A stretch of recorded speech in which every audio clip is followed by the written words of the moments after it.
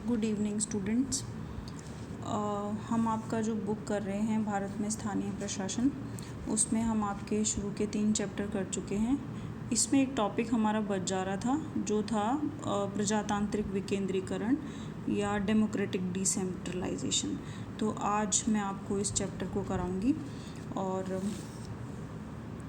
इसमें देखिए, सबसे पहले तो आपको क्या समझने की ज़रूरत है कि चैप्टर का नाम है लोकतांत्रिक विकेंद्रीकरण। तो लोकतांत्रिक और विकेंद्रीकरण क्या शब्द हैं और इनका आपस में क्या संबंध है। तो अगर आप इसको समझ जाएंगे तो फिर आप ये समझ जाएंगे कि ये जो कुछ भी आपको आगे पढ़ाया जाएगा, चाहे वो पंचायती राज से संबंधित हो या नगरीय प्रशासन से संबंधित हो, वो कॉन्सेप्ट क्यों लाया गया है। तो पहले आप समझिए लोकतंत्र। लोकतांत्रिक विकेंद्रीकरण, लोकतांत्रिक विकेंद्रीकरण में लोकतंत्र से क्या तात्पर्य है।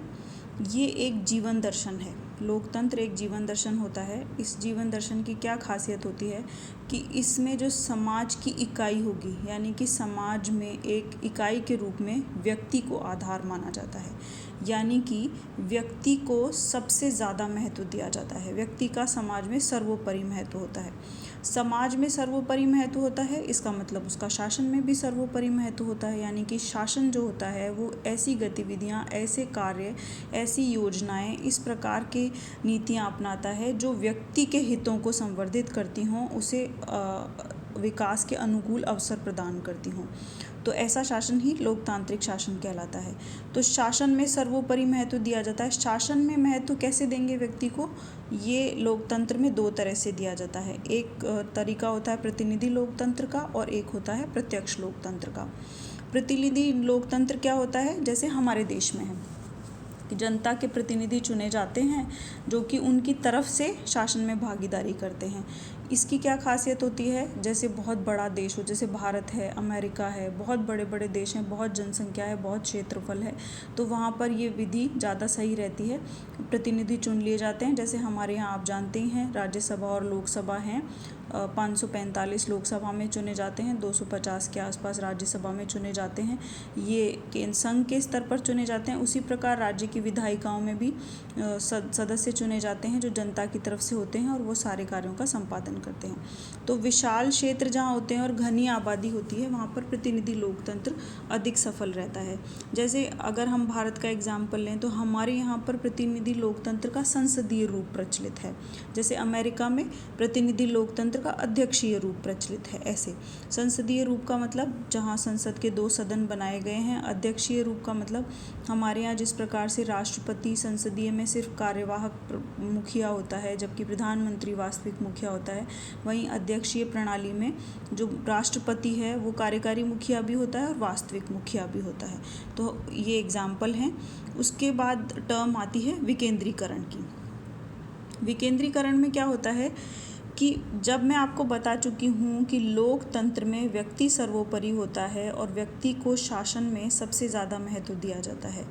अब ये महत्व इन 2 प्रकारों से दे दिया गया, तो किस प्रकार से उसको ज़्यादा भागीदारी दी जाएगी, यानी कि लोकतंत्र में शासन में जन भागीदारी को ज़्यादा से ज़्यादा कैसे बढ़ाया जाए। कैसे बढ़ाया जाए, शासन को विकेंद्रीकृत करके बढ़ाया जाए। विकेंद्रीकरण का क्या मतलब होता है, शासन को निचले स्तरों तक लेकर आना, यानी कि निर्णय लेने की अंतिम शक्ति को निचले स्तरों तक लेके आना। जितने ज़्यादा स्तर होंगे उतनी ज़्यादा भागीदारी होगी, यानी कि शासन के जितने ज़्यादा स्तर होंगे उतने ज़्यादा व्यक्ति उस शासन में अपनी भागीदारी को निभा पाएंगे। इसीलिए लोकतांत्रिक और विकेंद्रीकरण, लोकतंत्र जो व्यक्ति को महत्व देता है वो शासन में उनकी भागीदारी बढ़ाना चाहता है। शासन में उसकी भागीदारी को किस प्रकार से बढ़ाया जाएगा, विकेंद्रीकरण, शासन का विकेंद्रीकरण करके बढ़ाया जाएगा। तो ये हमारे यहाँ लोकतांत्रिक विकेंद्रीकरण, ये आपको क्यों समझाया गया है कि अब आप जो निचले स्तरों पर पढ़ेंगे, पंचायतें, पंचायत समितियाँ, जिला परिषद, नगर पालिका, नगर निगम, ये जो हैं ये निचले स्तर की इकाइयाँ हैं। अब दूसरा टर्म आपका आता है विकेंद्रीकरण का अर्थ, यानी कि विकेंद्रीकरण का क्या अर्थ होता है। इसमें आपको 3 बातों की तरफ ध्यान देना है। देखिए मैंने 3 एरो बनाए हैं इसके लिए। पहला, निर्णय निर्धारण की शक्ति शासन के निचले स्तरों को सौंपी जाती है। टर्म पे ध्यान दीजिए, निर्णय निर्धारण की शक्ति, यानी कि डिसीजन मेकिंग पावर। जो होती है वो नीचे स्तरों को सौंपी जाती है। इसमें अंतिम निर्णय लेने की शक्ति होती है। देखिए ये सबसे इम्पॉर्टेंट लाइन है इसकी, अगर किसी भी सत्ता के पास निचले स्तर की या ऊंचे के स्तर की जो भी सत्ता हो उसके पास अंतिम निर्णय लेने की शक्ति नहीं है तो वो विकेंद्रीकरण नहीं माना जाता है। वो क्या माना जाता है? प्रत्यायोजन। देखिए सत्ता का हस्तांतरण होता है, ना कि प्रत्यायोजन। प्रत्यायोजन क्या होता है? प्रत्यायोजन में अंतिम शक्ति जो होती है निर्णय लेने की या अंतिम जिम्मेदारी जो होती है वो प्रत्यायोजन करने वाले की होती है, ना कि जिसे प्रत्यायोजित किया गया है उसकी। जबकि विकेंद्रीकरण की क्या खासियत होती है? इसमें जिसे सत्ता सौंप दी गई है वही अंतिम निर्णय लेगा। तो विकेंद्रीकरण और प्रत्यायोजन अलग अलग होते हैं। तो विकेंद्रीकरण में आपको अर्थ में 3 बातें लिखनी हैं कि नीचे के स्तर तक निर्णय निर्धारण की शक्ति होती है और ये निर्णय निर्धारण की शक्ति अंतिम रूप से होती है, यानी कि अंतिम रूप से यही डिसाइड करते हैं कि क्या काम होना चाहिए, और इसमें सत्ता का हस्तांतरण होता है, ना कि प्रत्यायोजन। अब देखिए नेक्स्ट है इसमें विकेंद्रीकरण के गुण, महत्व और क्यों आवश्यक है। आपकी जो बुक है उसमें ये चीज़ें अलग अलग दी गई हैं, लेकिन मैंने इनको कॉमन बनाया है पॉइंट्स को। मतलब मैं चाहती हूँ कि आप ये समझें कि विकेंद्रीकरण के आपसे कुछ भी पूछा जाए, विकेंद्रीकरण के गुण बताइए तो भी आपको ये 6 पॉइंट लिखने हैं, विकेंद्रीकरण का महत्व बताइए तो भी आपको ये 6 पॉइंट लिखने हैं, और विकेंद्रीकरण क्यों आवश्यक है तो भी आपको ये 6 पॉइंट लिखने हैं। ठीक है, कॉमन पॉइंट्स हैं ये, सबके लिए एक जैसा आंसर हो जाएगा। पहला है ये लोकतांत्रिक व्यवस्था के अनुकूल है। लोकतांत्रिक व्यवस्था के कैसे अनुकूल है? जैसे मैं आपको बता चुकी हूँ कि लोकतंत्र में जन भागीदारी बढ़ानी होती है। जन भागीदारी कैसे बढ़ाई जाएगी? विकेंद्रीकरण से बढ़ाई जाएगी। तो विकेंद्रीकरण क्यों आवश्यक है? क्योंकि ये लोकतांत्रिक व्यवस्था के अनुकूल है, जनता की भागीदारी को इससे बढ़ाया जा सकता है। इससे निर्णयों में शीघ्रता आती है, त्वरित निर्णय लिए जाते हैं। ये कैसे आएगी? कॉमन सेंस की बात है। निचले स्तर तक अगर सत्ता होगी, लोगों की प्रत्यक्ष भागीदारी होगी, लोगों के ज़्यादा नज़दीक होगी, तो जो उनकी समस्याओं को तुरंत समझ सकती है और सब परिस्थितियों को भी समझ सकती है और उसके अनुसार निर्णय ले सकती है। लचीला प्रशासन होगा। लचीला प्रशासन किसे कहा जाता है? लचीला प्रशासन वो होता है जो जिस वक्त जैसी परिस्थितियां हैं उन परिस्थितियों के अनुसार तुरंत निर्णय ले ले। तो निचले स्तर का प्रशासन होगा, लोगों के साथ प्रत्यक्ष संपर्क में होगा, उनकी परिस्थितियों को, उनकी समस्याओं को ज़्यादा अच्छे से समझ सकेगा तो लचीला प्रशासन होगा। चौथा पॉइंट है प्रशासन में नए प्रयोग। ये भी जैसे जो भी देश काल परिस्थिति होती है निचले स्तरों पर उनको ये अच्छे से समझ सकते हैं और नए नए प्रयोग कर सकते हैं। देखिए इसका एग्जाम्पल जैसे राजस्थान के संदर्भ में अगर आपको दूं तो राजस्थान में पानी की बहुत कमी होती है। तो राजस्थान की बहुत सारी पंचायतों ने अपने स्तर पर जल संरक्षण अभियान चलाए हैं और वो बहुत सक्सेसफुल रही हैं। अलवर ज़िले की तो बाकायदा पूरी अगर आप हायर स्टडीज़ में पढ़ेंगे तो केस स्टडीज़ बहुत ज़्यादा पढ़ेंगे आप अलवर ज़िले की। वहाँ के लोगों ने, वहाँ की पंचायतों ने इतना अच्छा काम किया है जल संरक्षण के लिए कि पूरे अलवर को एकदम हरा भरा बना लिया है। तो ये एक नए प्रकार के प्रयोग कर पाते हैं। फिर 5वां है प्रभावी और उपयुक्त निर्णय। ये भी अगर कोई निचला प्रशासन है, लोगों से प्रत्यक्ष संपर्क में भी है, उनकी समस्याओं को भी अच्छे से समझता है तो वो प्रभावी और उपयुक्त निर्णय ले पाता है। छठा है लोकप्रिय शासन। लोकप्रिय शासन क्यों होगा? क्योंकि वो जनता से प्रत्यक्ष रूप से जुड़ा होता है। लोग ज़्यादा से ज़्यादा पंचायत के चुनाव होते हैं, गांव का हर व्यक्ति इंटरेस्टेड होता है कौन सरपंच के लिए खड़ा हो रहा है, कौन पंचायत समिति के मेंबर के लिए खड़ा हो रहा है, लोग उसके लिए अवेयर रहते हैं। तो ज़्यादा से ज़्यादा अपने राजनीतिक अधिकारों, अपने मतदान के प्रयोग की शक्ति के बारे में भी बात करते हैं, अब वोट देने भी जाते हैं। तो इस प्रकार से ये लोकप्रिय शासन बन जाता है। तो आपसे कुछ भी पूछा जाए, गुण पूछे जाए, महत्व पूछे जाए, क्यों आवश्यक है, आपको ये 6 पॉइंट उसमें बताने हैं। उसके बाद नेक्स्ट है भारत में लोकतांत्रिक विकेंद्रीकरण की विशेषताएं। भारत में लोकतांत्रिक विकेंद्रीकरण की विशेषताओं में देखिए 4 पॉइंट बताने हैं आपको। शक्तियों का विकेंद्रीकरण किया जाता है, यानी कि निचले स्तर तक शक्तियां दी जाती हैं, नीचे के स्तर तक सत्ता अंतिम निर्णय लेने की शक्ति दी जाती है, तो शक्तियों का विकेंद्रीकरण किया जाता है। दूसरा, स्थानीय जनप्रतिनिधियों द्वारा शक्तियों का प्रयोग।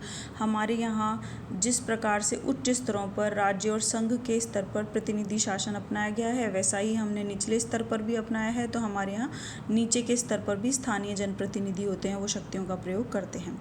उसके बाद व्यापक जन सहभागिता, मैं आपको बता चुकी हूँ। लोग सरपंच के चुनाव में भाग लेते हैं, पंचायत समिति चुनाव में भाग लेते हैं, अपने मतदान अधिकार का प्रयोग करते हैं, राजनीतिक जागरूकता पैदा होती है, चुनाव की प्रक्रियाओं से संबंधित, इलेक्शन जो प्रोसेस होता है उससे संबंधित लोगों में जागरूकता का निर्माण होता है, उनका एक मत भी बनता है, इससे अवेयरनेस भी आती है, तो ये व्यापक जन सहभागिता को बढ़ावा देता है। चौथा है स्थानीय निकायों की स्वायत्तता। ये हमारे 73वां और 74वां संविधान संशोधन जब लागू किया गया है उसके बाद पंचायतों को संवैधानिक संरक्षण दिया गया है, संवैधानिक संस्थाओं का दर्जा दिया गया है और उसके तहत उनको कई प्रकार की स्वायत्तता प्रदान की गई है। तो भारत में लोकतांत्रिक विकेंद्रीकरण की ये 4 मुख्य विशेषताएं हैं। ठीक है, उसके बाद नेक्स्ट पॉइंट आपका आता है लोकतांत्रिक विकेंद्रीकरण की सीमाएं, या इसको ऐसा भी लिख सकते हैं आप कि पंचायती राज की सफलता की क्या सीमाएं हैं। दोनों से में से जो भी चीज़ आपसे पूछी जाए उसके बारे में आप मेंशन कर सकते हैं। सबसे इम्पॉर्टेंट और सबसे बड़ी समस्या इनके सामने आती है वित्तीय कठिनाइयों की। देखिए, ये जब से पंचायती राज का, या बल्कि कहना चाहिए भारत में स्थानीय शासन का विकास हुआ, इनके सामने इकलौता सबसे बड़ा धर्म संकट जिसे कहेंगे वो है वित्तीय कठिनाइयाँ। कभी भी इनको बहुत ज़्यादा टैक्स कलेक्शन का अधिकार नहीं दिया गया, और जो छोटा मोटा दिया भी गया है उसका ये कभी प्रयोग नहीं करती हैं, क्योंकि छोटे स्तर के जो नेता होते हैं वो जनता को नाराज़ नहीं करना चाहते, और टैक्स कलेक्शन के नाम पे आप समझ सकते हैं भारत जैसे गरीब देश में जहाँ जनता की बेचारे अपने खुद ही पेट भरने जितनी कमाई करते हैं उसमें आप टैक्स भी लेने लगे तो वो नाराज़ हो जाते हैं। तो इस वजह से क्या होता है, ये राज्यों पर निर्भर होते हैं, मतलब राज्य सरकार पर निर्भर हो जाते हैं, वो अनुदान देगी या वो ऋण देगी तो वो कुछ काम करेंगे। इससे क्या इनकी स्वायत्तता प्रभावित होती है। स्वायत्तता क्या प्रभावित होती है, मुझे लगता है पूरा कार्यकरण ही प्रभावित होता है। किसी संस्था के पास काम करने के लिए पैसा ही नहीं है तो वो क्या काम करेगी, कोई काम नहीं कर सकती। दूसरा है राजनीतिक गुटबाजी। तो भारत में स्थानीय स्वशासन को अप्रभावी बनाने या इसको थोड़ा मतलब ऐसा कहना चाहिए कि जो भी इसमें कमियां हुई हैं उसमें सबसे मुख्य भूमिका इस चीज़ की भी आती है, राजनीतिक गुटबाजी की। ये पार्टी आधारित संस्थाएं चुनाव की तरह काम करने लगी हैं, जिसमें गुटबंदी और दलबंदी हो जाती है। उसके अलावा बाहुबली और बूथ कैप्चरिंग और ये सब जो भी प्रॉब्लम्स आती हैं वो निचले स्तर पर बहुत ज़्यादा रहने लगी हैं। भ्रष्टाचार, कोई भी संस्था होगी जिसे थोड़ा बहुत भी अधिकार अगर लोगों के लिए काम करने को दे दिया जाएगा तो उसमें भ्रष्टाचार पनपना अपने आप में एक मुहावरे की तरह हो गया है। इसमें ठेकेदार और दलाल तंत्र सक्रिय हो जाता है। छोटे गांव में छोटे छोटे नालियाँ वालियाँ बनानी होती हैं, सफाई और स्ट्रीट लाइट वगैरह लगानी होती है, उसी में काफ़ी सारा पैसा वैसा ये लोग खाने लग जाते हैं, तो ये भ्रष्टाचार की समस्या पैदा हो जाती है। उसके अलावा ग्रामीण शिक्षा और निर्धनता, मतलब ग्रामीण लोगों में शिक्षा का अभाव होता है, साथ ही वो गरीब भी होते हैं, तो वो अपने अधिकारों के प्रति बहुत ज़्यादा जागरूक नहीं होते। संस्थाओं का किस प्रकार का संगठन है, उनका क्या कार्य है, उसको किस तरह से काम करना चाहिए, इन सब चीज़ों के महत्व को बहुत ज़्यादा समझ नहीं पाते। तो ये एक तरीके से जो भी पंच, सरपंच या पंचायत समिति अध्यक्ष वगैरह जो सदस्य होते हैं उनकी स्वयं विवेक पर निर्भर हो जाता है, क्योंकि लोग तो उनसे सवाल नहीं पूछ पाते कि आपने ये किस तरह किया, क्या किया, तो वो जिनकी मर्जी होती है जैसा चलते रहता है वाला हो जाता है। उसके अलावा राजनीतिक चेतना की कमी, ये इसको ऐसे समझिए आप कि हमारे यहाँ राजनीतिक चेतना जितने भी स्तर पर रहती है वो एक्चुअली चुनाव के समय दिखाई देती है। जब इन संस्थाओं के चुनाव होंगे तब तो बहुत चहल पहल हो जाएगी और सब लोग इसके बारे में बात कर रहे होंगे, लेकिन जैसे ही इलेक्शन ख़त्म होते हैं, नॉर्मल कामकाज शुरू होता है, लोग अपने अपने काम धंधों में बिजी, फिर इन संस्थाओं के बारे में कोई बात ही नहीं करना चाहता, कोई इनसे सवाल जवाब नहीं करना चाहता, कोई बहुत ज़्यादा, क्योंकि ये बहुत ज़्यादा सक्रिय होकर काम भी नहीं करती, इन लोगों को इतना काम पड़ता भी नहीं, तो थोड़ा इनका उस तरह से ध्यान नहीं जाता है। तो अब इसमें आता है हमारे यहाँ लोकतांत्रिक विकेंद्रीकरण को सफल बनाने के लिए क्या किया जाना चाहिए। सबसे पहला, जो सबसे बड़ी समस्या थी उसको दूर कीजिए, यानी कि इन्हें आर्थिक रूप से स्वावलंबी बनाइए। ये कैसे बनाएंगे, तो 74वें संविधान संशोधन में वित्त आयोग के गठन का प्रावधान किया गया है, जो कि इन संस्थाओं को किस तरह से स्वावलंबी बनाए, ये किस कौन से टैक्स लगा सकती हैं, इसके बारे में सिफारिशें करती है, तो उनका क्रियान्वयन करना चाहिए। दूसरा, इनको कार्मिक वर्ग की उपलब्धता होनी चाहिए, कोई काम तो करे इनमें पहले, उसके बाद तो हो, तो कार्मिक वर्ग की उपलब्धता कराई जानी चाहिए। और कुछ करों को अनिवार्य बना दिया जाना चाहिए, यानी कि सरकार की तरफ से ये दिया जाना चाहिए कि ये टैक्स तो कलेक्ट करके पंचायतों को या नगरीय संस्थाओं को दिए ही दिए जाएंगे। तो इस प्रकार की अगर हम स्ट्रेटजी अपनाते हैं तो आर्थिक स्वावलंबन इनका आ जाता है। इसके अलावा आपकी बुक में थोड़ा कम दिया हुआ है, बाकी इन संस्थाओं में आर्थिक सुधार के लिए बहुत मतलब इनके लिए बॉन्ड भी दिए, जैसे नगर निगम के लिए तो बड़े शहरों में बॉन्ड व्यवस्था भी जारी की गई है। उन्हें ऋण लेने के अधिकार भी होते हैं, वो राज्य सरकार से परमिशन लेके मार्केट से सीधा टैक्स भी लोन उठा सकते हैं, अपने बॉन्ड्स भी जारी करने का अधिकार उनको दिया गया है। मतलब बहुत से तरीके अपनाए गए हैं ताकि उनके पास में पैसा आ सके। बड़े बड़े जो मेट्रो सिटीज़ हैं उनमें नगर निगम जो कार्यरत होते हैं उनके लिए। दूसरा है विकास के प्रति जागरूकता बढ़ाएं, यानी कि डेवलपमेंट प्रोसेस जो चल रहा होता है उसमें लोगों की जन भागीदारी बढ़ाई जानी चाहिए, लोगों का सहभागिता ज़्यादा से ज़्यादा बढ़ाई जानी चाहिए, जिससे कि ये अधिक सक्रिय रूप से कार्य कर सकेंगे। प्रशिक्षण जारी रहना चाहिए, किनका?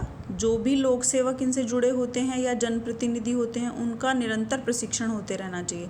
जितना ज़्यादा आप उनको ट्रेनिंग देंगे उतना वो अपने काम में एक्सपर्ट होते जाएंगे और उतना अच्छे से वो उन कामों को करेंगे। तो ये प्रशिक्षण का काम जारी रहना चाहिए। सेकंड ARC ने भी इस तरह की रिकमेंडेशन ग्रामीण प्रशासन के संदर्भ में की है कि जितना भी फंड ग्रामीण प्रशासन को दिया जाता है उसका 1% पैसा जो है वो इन संस्थाओं में जो काम करने वाले कर्मचारी हैं और लोक सेवक हैं उनके प्रशिक्षण पर खर्च किया जाना चाहिए, ताकि उनको एक तरीके से स्किल्ड ये जो इनको स्किल प्राप्त हो सके उस काम को करने की। चौथा, कार्मिक नीति में सुधार किया जाना चाहिए। कार्मिक नीति में सुधार के बारे में पंचायती राज सेवाओं का गठन किया जाना चाहिए, यानी कि कैडर निर्माण किया जाना चाहिए, कैडर बेस्ड इनकी सर्विस होनी चाहिए। राजस्थान ने इस डायरेक्शन में थोड़ा प्रयास किया है और हमारे यहाँ जो ग्राम सेवक और इनकी पोस्ट होती हैं ये बेसिकली अब कैडर बेस्ड होने लगी हैं, यानी कि जैसे अगर कोई ग्राम सेवक भर्ती हुआ है और उसकी पोस्टिंग जोधपुर ज़िले में हो गई है तो वो जीवन भर जोधपुर ज़िले में ही काम करेगा, वहीं की ग्राम पंचायतों में या ग्राम पंचायत समितियों में उसका स्थानांतरण होते रहेगा। इससे क्या होता है कि जो व्यक्ति जोधपुर ज़िले का है तो जोधपुर ज़िले की विशिष्ट स्थितियाँ, वहाँ किस तरह का एनवायरनमेंट है, वहाँ किस तरह का समस्याएं हैं, किस तरह की वहाँ परेशानियाँ हैं, किस तरह की वहाँ काम करने की ज़रूरत है, इन चीज़ों से ज़्यादा फेमिलियर होते चले जाते हैं, क्योंकि ऐसा माना जाता है कि स्थानीय प्रशासन को स्थानीय समस्याओं के बारे में ज़्यादा जागरूकता होनी चाहिए। उसके बाद अल्टीमेट शिक्षा का प्रसार, ये आप किसी भी भारत में जितने भी प्रकार की समस्याएँ हैं उनमें आप अपनी तरफ से ये हमेशा जोड़ सकते हैं कि जनता को अधिक अपने जन अधिकारों के प्रति ज़्यादा जागरूकता आनी चाहिए, उन्हें शिक्षित किया जाना चाहिए, उनका सशक्तिकरण किया जाना चाहिए, महिलाओं की भागीदारी बढ़ाई जानी चाहिए, वंचित तबके को अधिक अधिकारों के प्रति जागरूक किया जाना चाहिए। ये कुछ एक पॉइंट ऐसे होते हैं जब आपको एग्ज़ाम में कुछ भी समझ ना आए कि इसमें क्या सुझाव जो हैं किसी भी व्यवस्था को सुधारने के क्या सुझाव दिए जाने चाहिए, उनमें आप अपनी तरफ से हमेशा ये चीज़ें जोड़ सकते हैं। ये कभी भी गलत नहीं मानी जाती हैं, क्योंकि हमारे यहाँ बेसिक लैकिंग्स हैं, मतलब हमारे यहाँ ये कमियाँ हैं। तो शिक्षा का सुधार या शिक्षा का प्रसार किया जाना चाहिए, ये है। अब नेक्स्ट इसमें आता है कि आपसे इसमें क्वेश्चन क्या पूछे जाएंगे। तो देखिए मैंने इसकी हेडिंग्स ही आपके क्वेश्चंस के अकॉर्डिंग बनाई है। आपको छोटे क्वेश्चंस पूछेंगे, विकेंद्रीकरण का अर्थ बताइए, विकेंद्रीकरण के गुण बताइए, विकेंद्रीकरण क्यों आवश्यक है ये बताइए। 200 वर्ड्स में आपसे पूछ सकते हैं विकेंद्रीकरण के महत्व बताइए, भारत में लोकतांत्रिक विकेंद्रीकरण की विशेषताएँ बताइए। बड़ा क्वेश्चन आपसे इसमें पूछा जा सकता है कि लोकतांत्रिक विकेंद्रीकरण से आप क्या समझते हैं, लोकतांत्रिक विकेंद्रीकरण की सीमाओं को समझाते हुए इसके सुधार के सुझाव बताइए, या भारत में लोकतांत्रिक विकेंद्रीकरण की विशेषताओं को बताते हुए इसका आलोचनात्मक विवरण दीजिए। ऐसा आपसे बड़े क्वेश्चन ये 2 पूछे जा सकते हैं, तो आप उनमें आंसर कर देंगे। विकेंद्रीकरण की सीमाएं बताएंगे, उसके बाद उसके सुझाव बताएंगे। अगर आपसे विशेषताओं का आलोचनात्मक विश्लेषण पूछा जाता है तो आप पहले विशेषताएं बता देंगे, उसके बाद सीमाएं बता देंगे और उसके बाद में उसका सुधार के सुझाव बताएंगे। तो आलोचनात्मक विश्लेषण वाला या जनरल जो भी क्वेश्चन पूछा जाए उसमें आपको सुधार के सुझाव हमेशा बताने हैं, ये बात आप ध्यान रखिएगा। तो ये आपका एक चैप्टर प्रजातांत्रिक विकेंद्रीकरण या डेमोक्रेटिक डिसेंट्रलाइजेशन का पूरा होता है। नेक्स्ट जो आपकी क्लास होगी वो मैं आपको एक बार रैंडम चीज़ें बताना चाहती हूँ कि हम जो अब आगे ग्रामीण प्रशासन के बारे में पढ़ेंगे उसमें से आपको किस तरह के क्वेश्चन पूछे जाते हैं। और जब हम पढ़ेंगे तो क्योंकि ये जो बुक है इसमें काफ़ी सारी चीज़ें डिटेल बहुत ज़्यादा दी गई है और आपको वो सब छोटा करके याद करना पड़ेगा। तो मैं आपको एक बेसिक फॉर्मेट बताना चाहती हूँ कि उस बेसिक फॉर्मेट को फॉलो करके आप हर चैप्टर को उस तरह से तैयार करेंगे। तो कल की जो हमारी क्लास होगी उसमें मैं आपको इसके बारे में जानकारी दूँगी। Thank you so much.